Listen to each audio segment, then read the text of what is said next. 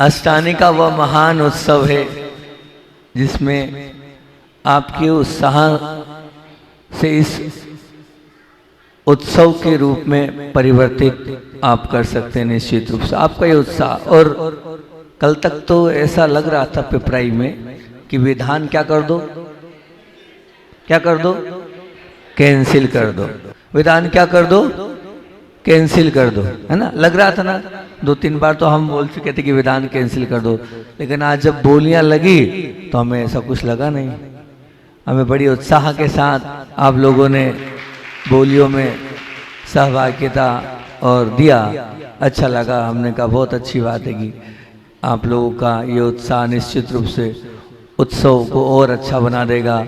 और आचार्य भगवंत तो बार बार कहते थे कि ये शाश्वत पर्व होता है, और इस शाश्वत पर्व की महिमा को गाने के लिए निश्चित है, जब देवताओं में भी होड़ लगी होती है वैसे ही होड़ आज आप लोगों में भी लगी थी।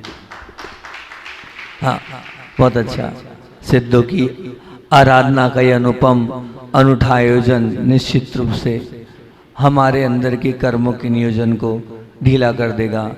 हमारे निश्चित रूप से पूर्वकृत किए गए कर्मों का हनन करने वाला ये विधान होगा, क्योंकि निश्चित है कि एक एक क्षण और एक एक पल इन 8 दिनों के कीमती है।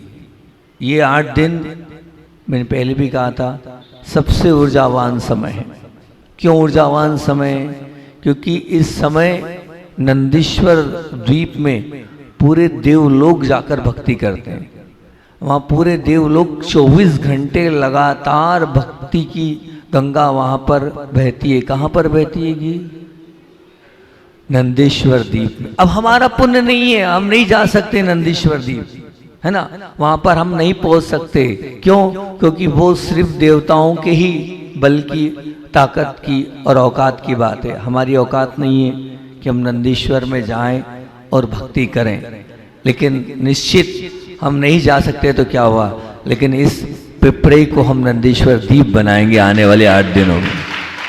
हाँ, निश्चित हम ऐसी भक्ति करेंगे, और करना ही ऐसी भक्ति ताकि हो सकता है ऊपर से वो देवता लोग आपकी भक्ति को देखने आ जाएं। वो लोग भी आ जाएं कि नहीं, कहाँ चल रही है ये भक्ति। भक्ति तो हमारे खाते में लिखी है, लेकिन कहाँ ऐसी भक्ति चल रही है। पूरी आस्था के साथ, पूरे अहोभाव के साथ ये आने वाले 8 दिन हमें विशुद्धि के साथ, पवित्रता के साथ निकालने हैं। और निश्चित मानना कि 8 दिन आपके कर्मों को ढीला करेंगे, आपकी पवित्रता को निश्चित बनाएंगे। जो लोग नहीं भी शामिल हुए हैं, मैं तो सबसे कह रहा हूँ कि ये जो 8 दिन है, इस 8 दिन में अपने थोड़े बहुत काम को कम कर देना। और आप थोड़े बहुत काम को कम करोगे ना, तो निश्चित मानना कि आने वाले समय आपका काम कई गुना बढ़ जाएगा। जो लोग दुकानदारी वाले हैं, जो लोग व्यापार वाले हैं, अब जिनको सुनाना है वो तो पहले ही चले गए, वो तो चले गए, उन्हीं को सुनाना था। हम क्या करें, हमारी बारी जब आती है तब फिर सब लोग चले जाते हैं, है ना, सुना ही नहीं पाते हैं। लेकिन आप सुना देना, उन लोगों को आप बता देना और मेरा संदेश पहुंचा देना कि आप अगर इस 8 दिन में व्यापार तो बहुत किया और करोगे निश्चित, लेकिन 8 दिनों में अपने समय का सदुपयोग कर लेना। और जो आपको शरीर मिला है, इतना सुंदर शरीर मिला है, इतनी अच्छी आंखें मिली है, इतना सब कुछ मिला है, क्यों मिला? आपसे मेरा प्रश्न है, ये आपको इतना अच्छा सब कुछ क्यों मिला? अगर मिला है तो निश्चित कहीं ना कोई बहुत पुण्य का उदय है। उस पुण्य के उदय से आपको ये सब कुछ मिला है। उस पुण्य के उदय से ही आपको निश्चित रूप से ये मानव शरीर मिला है। और मानव शरीर मिलने के बाद भी अगर ऐसे शाश्वत पर्वों में अगर आप भक्ति नहीं करेंगे, आराधना नहीं करेंगे, और क्या करेंगे, वही दुकानदारी, वही घर गृहस्थी, वही रोटी बनाना, वही सब कुछ करना, वही सब कुछ करते चले जाओगे, तो सार्थकता है क्या? नहीं है, है ना। तो हमें सार्थक करना है, और निश्चित रूप से सार्थक तभी होगा जब हम रुचि के साथ, पूरे मनोभाव के साथ हम इस भक्ति की गंगा में शामिल होंगे। देखो, करने वाले तो करेंगे, ठीक है ना। अगर आप भी उसमें आ जाएंगे तो बहुत अच्छी बात है कि, और अगर आप निश्चित अगर उस भेटी भक्ति की गंगा में अवगाहन नहीं करेंगे तो बताओ, ये आपके सामने पुण्य आया है और आप इस पुण्य को क्या कर रहे हो? क्या कर रहे हो? ठोकर मार रहे हो ना? नहीं मार रहे ठोकर? ठोकर मार रहे हो ना? निश्चित ठोकर मार रहे हो। क्यों ठोकर मार रहे हो? क्योंकि पुण्य सामने खड़ा है।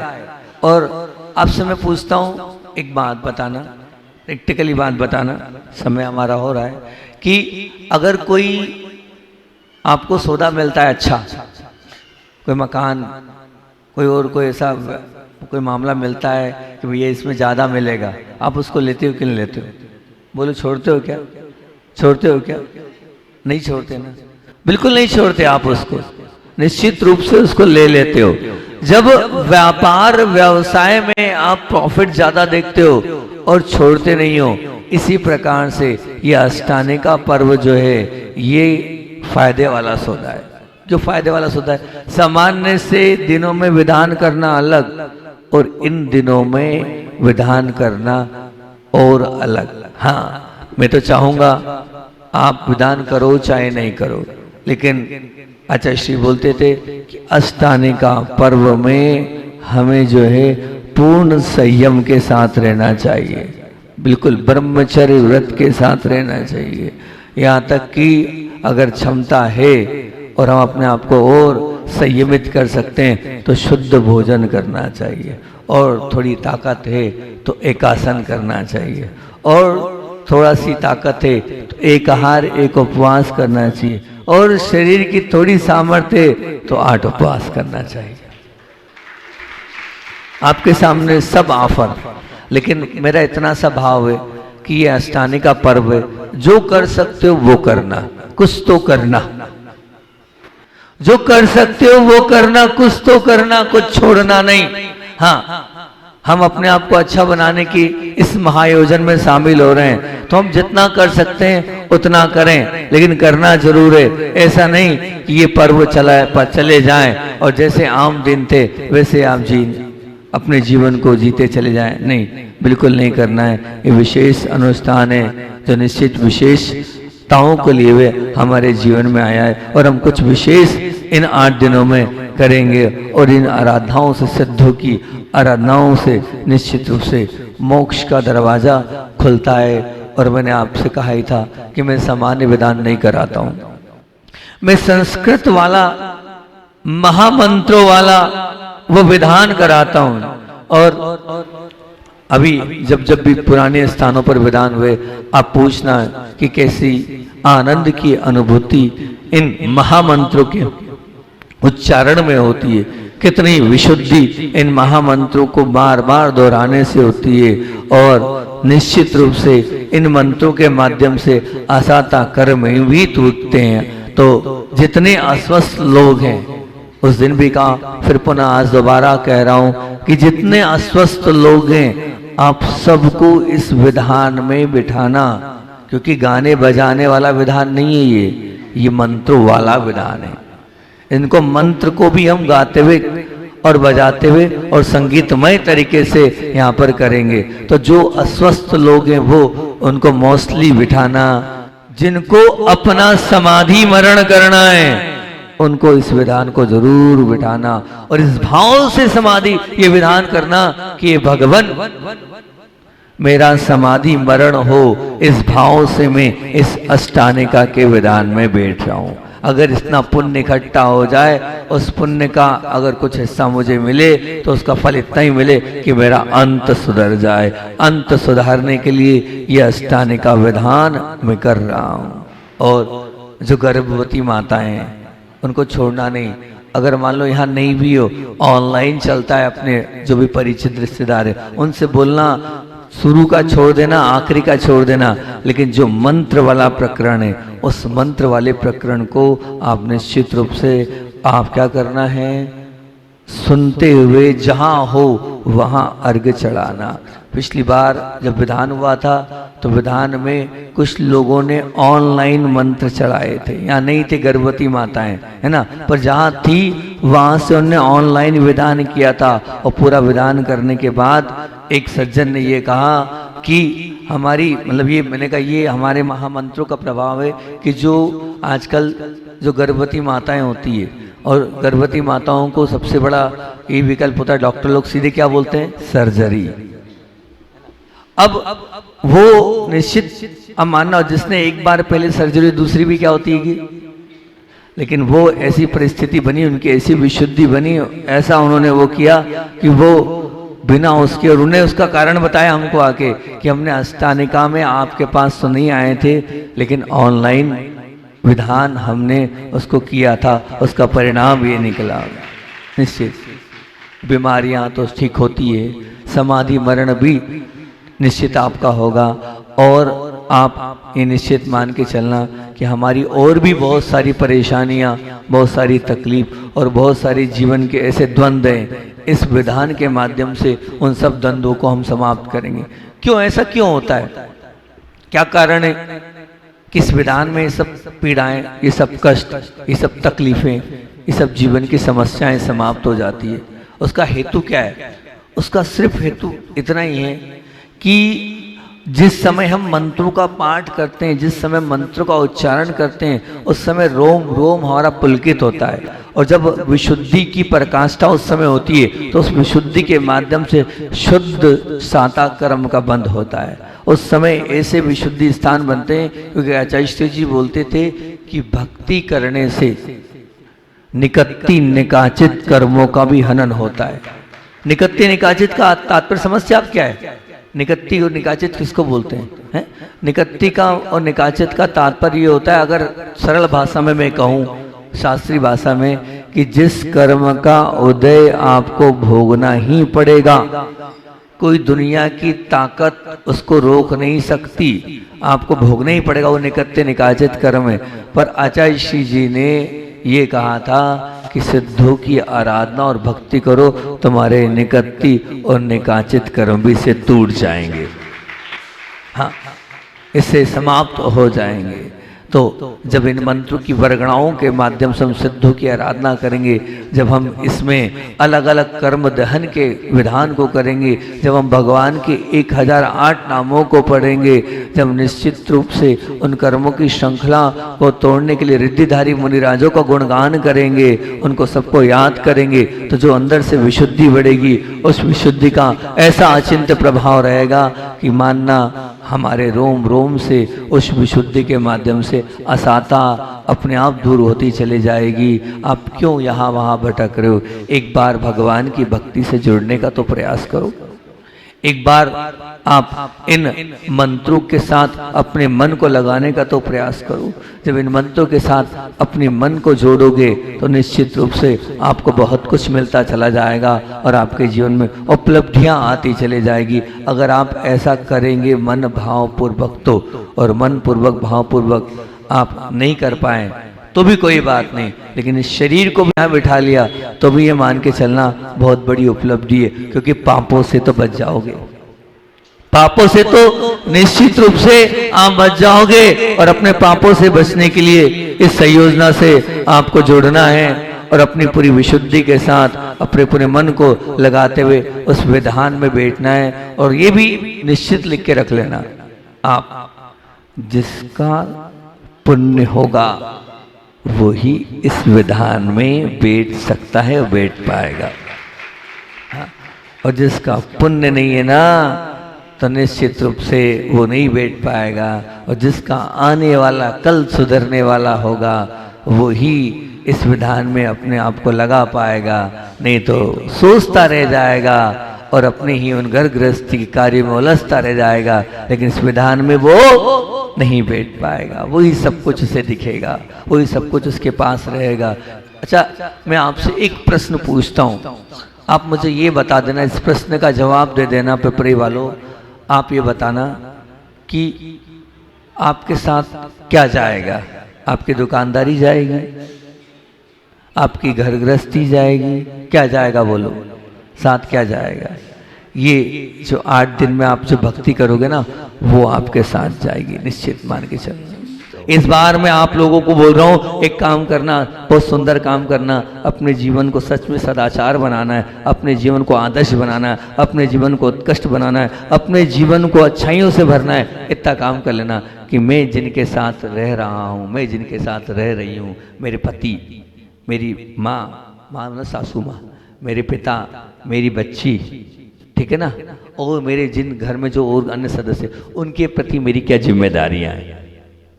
आज इस बार आप जिम्मेदारी लिख के लाओ, ठीक है ना। मेरे माता पिता, भाई बहन, पत्नी, बच्चे और जो लोग रहते हैं, 3 बेटी है तो तीनों के प्रति अलग अलग जिम्मेदारी हो जाएगी। रानी भी ऐसा नहीं है कि बड़ी के प्रति अलग तो छोटी के, तो जिम्मेदारी लिख के लाओ। जो लोग लाएंगे वो बहुत अच्छे, और जो लोग सुन के चले जाएंगे अच्छे तो हैं, कोई दिक्कत नहीं। लेकिन मैं तो चाहता हूँ आप लोग अच्छे तो हो, लेकिन क्या बनो, क्या बनो, बहुत अच्छे बनो। तो कर्तव्य और जिम्मेदारियों को लिख के लाना सच में, और लाना नहीं, फिर मैं बताऊंगा आपको, जो लाएगा उसका चमत्कार बताऊंगा, अभी नहीं, पहले लाओ, फिर उसका अतिशय बताऊंगा, क्या चमत्कार आपके जीवन में घटेगा। फिर उसको कैसे करना है उसका तरीका अलग से बताऊंगा, कि ऐसे इसका उपयोग करना है, इस प्रकार से इससे अपने जीवन को जीना है, और उससे जियोगे तो आपका जीवन शांतमय बन जाएगा, आपका जीवन बहुत सुंदर बन जाएगा। और अब आगे मन से, अब मन से और क्या, मन से किसको जानना है, मन से अपने परिवार वालों की अपेक्षाओं को जानो। अरे ये तो जानो कि मेरा पति क्या चाहता है, ये तो जानो मेरी सासू माँ क्या चाहती है, ये तो जानो मेरे पिता क्या चाहते हैं। जब आप ये जान लोगे तो बहुत बड़ा काम हो जाएगा। बस वो जान लिया, भैया इनकी अपेक्षा मुझसे है, ऐसी है, इनकी अपेक्षा ऐसी है, ठीक है। एक परिवार में बहुत झगड़ा हुआ, और उनकी क्या अपेक्षा थी कि मेरी पत्नी व्यवस्थित कपड़े पहने।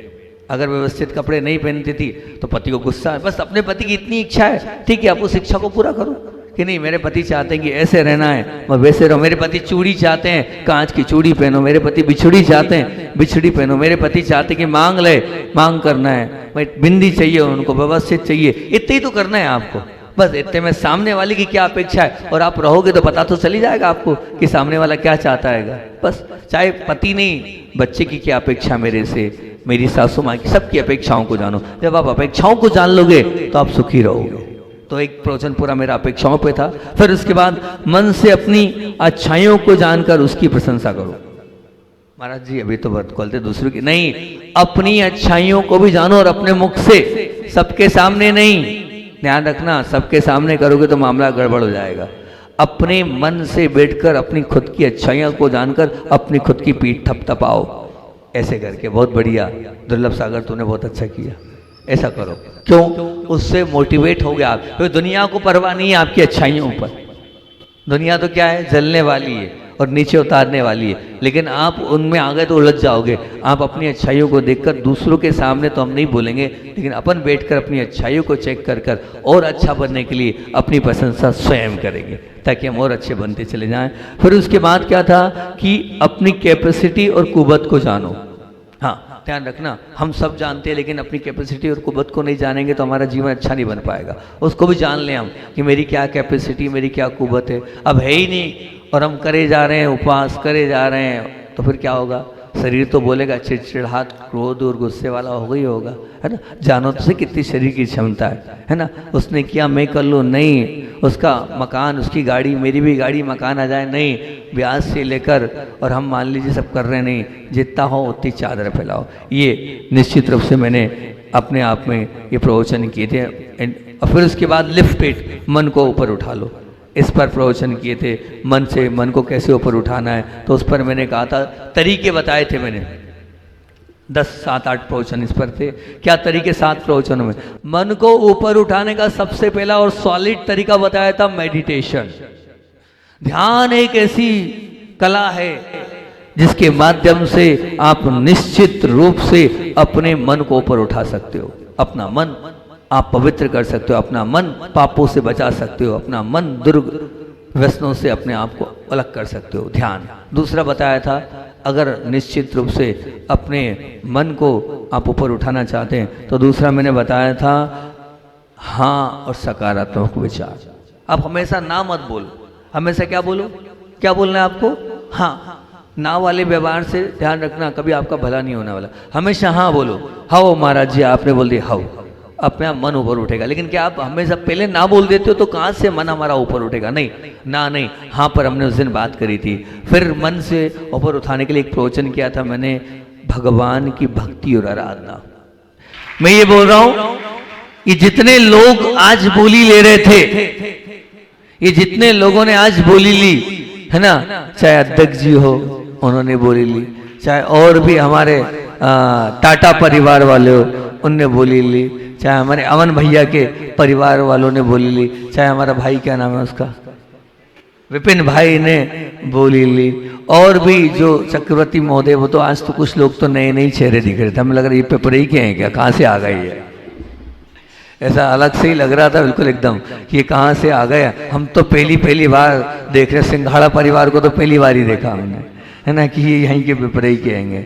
तो बहुत अच्छी बात है, ये जितने लोग आज जिन्होंने अपने महा महोत्सव से जोड़ा है, ये लिख लेना, ये लोग क्या हैं? ये लोग लोभी हैं। कैसे हैं ये? कैसे हैं ये? लोभी हैं। क्यों लोभी हैं? लोभी इसलिए क्योंकि आज इन्होंने जो दिया है, आने वाले समय में असंख्यात और अनंत गुना मिलने वाला है इनको, अनंत गुना। तो लोभी नहीं कहलाइए, बताओ, क्योंकि ये उन कागज को टुकड़ों को देखकर न जाने क्या प्राप्त करेंगे, ऐसा प्राप्त करेंगे जो निश्चित रूप से कभी नहीं मिलेगा। अभी ये जब ये बैठे हैं आपके बहादुरपुर वाले, मैंने वहाँ भी उदाहरण दिया था बहादुरपुर में, कि बहादुरपुर में गया था, बंगला चुराया, वहाँ बोली लग नहीं रही थी, वो भैया जी परेशान हो गए। मैंने एक व्यक्ति का चेहरा सुंदर सा देखा, वेशभूषा देखी, मैंने कहा सुंदर से दिख रहे हैं पैसे वाले, मैंने कहा भैया तुम कुबेर बन जाओ। अब वो क्या नाम है तुम्हारी परिवार के ना, वो कुबेर बन जाओ, है ना, जहाँ पहले दिन हमारे हार हुए थे, प्रथम दिवस हमारे हार हुए थे, मैंने कहा कुबेर बन जाओ। तो महाराज जी बहुत स्थिति खराब है, सोयाबीन के रेट ऐसे हैं वैसे, मैंने कहा बनो तो सही। वो आ गए उनके घर की बड़ी बहू, है ना, मैंने कहा बनो तो सही। तो अब उन्होंने मेरी बात मान के वहां पर कुबेर की बोली ली, और इधर कुबेर की बोली ली, और उधर सही में वो कुबेर बन गए। सोयाबीन के रेट 2000 घाटे में जा रहे थे और वो फायदे में आते चले गए। तो निश्चित मान के चलना कि आप अपने आप को यहाँ पर लगाओगे, अपनी संयोजना को यहाँ पर दोगे, तो अपने आप आपका सब कुछ भला होता चला जाएगा अपने आप। अभी राजपुर में भी मैंने दोनों बातें आपको बताई थी। राजपुर में एक भाई का व्यापार था सरिये का, जबरदस्ती हमने उसको विधान में बिठा दिया। सरिया जो है वो बिका नहीं 8 दिन, और बाद में 8 दिन बाद क्या हुआ, 1.25 गुना रेट हो गया, पूरा ट्रक जो 1.5 गुने में बिका। खोलता तो बिकता क्या, बताओ। तो ये स्थिति परिस्थिति आप मान के चलना, भक्ति कर रहे हो कहाँ से आपको मिल जाएगा, आपको भी पता नहीं चलेगा, और आपकी अवस्था भी बदल जाएगी, और आपकी व्यवस्था भी अपने आप होती चले जाएगी। आप इन भगवान की भक्ति के इस कार्य से जुड़ते चले जाएंगे तो निश्चित रूप से बहुत अच्छी बात की, क्योंकि ये महापर्व, ये महाआयोजन, ये महानुष्ठान, ये विश्व शांति का महानतम अनुष्ठान में अपने को जितना हो सके उतना भाग लेना। मैं कह रहा हूँ शुरू का छोड़ देना, अंत का छोड़ देना, लेकिन मंत्रों वाला पाठ बिल्कुल नहीं छोड़ना। एक एक मंत्र का उच्चारण करना, प्रत्येक उच्चारण में स्वाहा बोलना, अंत में अर्घ बोलना। एक विधान नहीं, 9 विधान का पुण्य आपको मिलने वाला है, क्योंकि मैं एक बार नहीं पढ़ूंगा, मैं तो 9 बार इस मंत्र को पढ़कर अपने आप की ऊर्जा को बढ़ाऊंगा और पूरी ताकत लगाऊंगा, ताकि ये विधान आपकी ऊर्जा को भी बढ़ा दे। और ये विधान काय के लिए, ये विधान काय के लिए, ये विधान इस उद्देश्य से मैं कर रहा हूं। मेरा उद्देश्य मैं आपको बता देता हूं, ठीक। मैं क्यों पीछे पड़ा था, विधान करो करो करो करो करो, है ना। मैं इसलिए पीछे पड़ा था, उसमें मेरा स्वार्थ था, मैं अपने स्वार्थ से विधान कर रहा हूं, ठीक। अब जो उसमें शामिल हो जाए, ठीक। मेरा क्या स्वार्थ है? मेरा स्वार्थ ये है कि आने वाले चतुर्मास का ये मंगलाचरण है, मेरी साधना में इस 8 दिन का पूरा पुण्य लग जाए और मैं अच्छे साधना कर सकूं। मैं वो एक आहार एक उपवास अष्टानिका के अच्छे से कर सकूं, मैं 32 दिन के 16 करण के उपवास बहुत अच्छे से हो जाए। मौसम ऐसा दिख रहा है कि कैसे उपवास करेंगे, लेकिन मैं अपने लोभ से कर रहा हूं, इतनी विशुद्धि बढ़ा सकूं कि मेरे अंदर वो शक्ति आ जाए, मेरे अंदर वो ताकत आ जाए, कम से कम मेरी साधना इस चातुर्मास में बहुत अच्छी हो। तो मैं अपनी साधनाओं को उत्कृष्ट करने के लिए, अपनी विशुद्धि को बढ़ाने के लिए, अपने आप को पवित्र बनाने के लिए ये 4 महीने के मंगलाचरण में विधान कर रहा हूं, ताकि इस विधान के मंत्रों से ये पूरा परिसर मंगलमय बन जाए। और जो यहाँ आए इस 4 महीने में वो ये कह के जाए कि सच में बहुत अच्छा लग रहा है, यहाँ आके हम निर्विकल्प हो गए, यहाँ आके हमारी पवित्रता बढ़ गई, यहाँ आके हमें सच में स्वस्थ लाभ हो रहा है। ये भाव के साथ इस विधान को मंगलाचरण के रूप में यहाँ पर किया जा रहा है। और आप सबसे भी यही भावना है, पूरी विशुद्धि के साथ आप जुड़ना, जितना जुड़ सकते हो उतना जुड़ना, लेकिन इस कार्य को छोड़ना बिल्कुल मत। बहादुरपुर वाले भी आए तो मैं तो उनसे भी कहूँगा 2 घंटे की बात है, 2 घंटे में वापस चले जाना। दुकानदारी व्यापार तो लगा है, लेकिन विधान करना बिल्कुल नहीं भूलना। यहाँ बैठी तो ही बामोरा वाली, वो भी आ जाए तो बहुत अच्छी बात है, क्योंकि आचार्य श्री जी की बात को बोलकर अपनी बात को मैं विराम दे रहा हूँ। आचार्य श्री जी ने जब एक भाई सफेद दाग था जिनको, और सफेद दाग वाले जब वहां पहुंचे और उन्होंने बोला आचार्य श्री जी क्या मैं आहार नहीं दे पाऊंगा अपने जीवन में, क्या इसी प्रकार से मैं अपने किस पाप कर्म का उदय मानूं कि मेरे साथ ये परिस्थिति बनी है। गुरुदेव ने इतनी सी बात बोली कि श्रेपाल और मैना सुंदरी को याद करो, और उन्होंने कैसी भक्ति करी थी वैसी सिद्धों की आराधना करो। मानना कि वो बीमारी जो ठीक नहीं हो सकती और नहीं होती है, कि आप आश्चर्य करना कि वो व्यक्तित्व भी कहाँ जाकर उन्होंने शिखर जी में जाकर अष्टानिका में विधान किया और 8 दिन तक लगातार ऐसी भक्ति करी कि वो उनका सफेद दाग जो था वो चला गया। आचार्य भगवान के मुख से निकला था सिद्धों की आराधना करो। जब वहां श्रीपाल और मैना सुंदरी का वो रोग ठीक हुआ तो आपका भी ठीक होगा। अपने कर्मों पर और अपनी विशुद्धि पर विश्वास करके आप करो तो निश्चित रूप से ये आचार्य श्री जी ने कहा है, आप भी अपने रोग, अपनी बीमारियां, अपनी पीड़ाएं, अपने कष्ट इस महाअनुष्ठान के माध्यम से समाप्त कर सकते हैं। क्यों यहाँ वहाँ भटक रहे हो? हम इन मंत्रों के सहारे अपने आप को अभिमंत्रित करके शुद्ध और पवित्र बनाकर अपने कर्मों की असाता की श्रृंखला को समाप्त करें, ताकि इस विशुद्धि से हमारे कर्मों की निर्जरा भी हो और हमारे जीवन की पवित्रता और निर्मलता बन जाए। सबकी पवित्रता और निर्मलता बने। इन्हीं भावों से बोलिए आचार्य भगवान विद्यासागर जी महामुनि राज की जय।